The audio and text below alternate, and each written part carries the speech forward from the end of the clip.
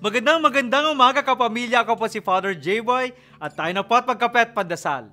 Marami sa atin ang hindi naniniwala sa ating sariling galing. Sino ba naman tayo, di ba? Mababa lang tayo o maliit lang tayo.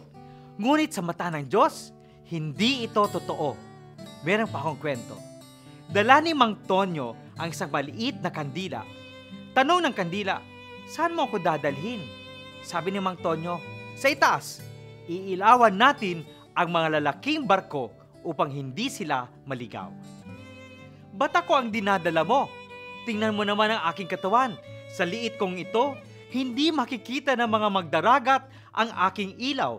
Sagot ng kandila. Sabi ni Mang Tonyo, kung hindi kasing liwanag ang iyong ilaw kumpara sa iba, ipatuloy mo lang ang pagbibigay ng liwanag. Ako na ang bahala sa iyo.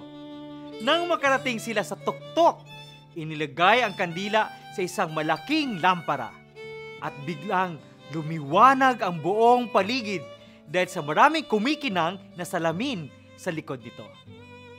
Sa pinakamalayong dako ng dagat, nakikita ng mga marinero ang liwanag na mula sa maliit na kandila. Mga kapamilya, huwag nating iismulin ang kakayahan nating baguhin ang buhay ng iba o ng buong mundo. Sa paningin ng Diyos, walang tao ang walang silbi. Pagdasal nating makita sa ating buhay ang mga kakayahang makakatulong sa paggabay ng mga taong nawawala ang landas. Magandang umaga po sa inyong lahat.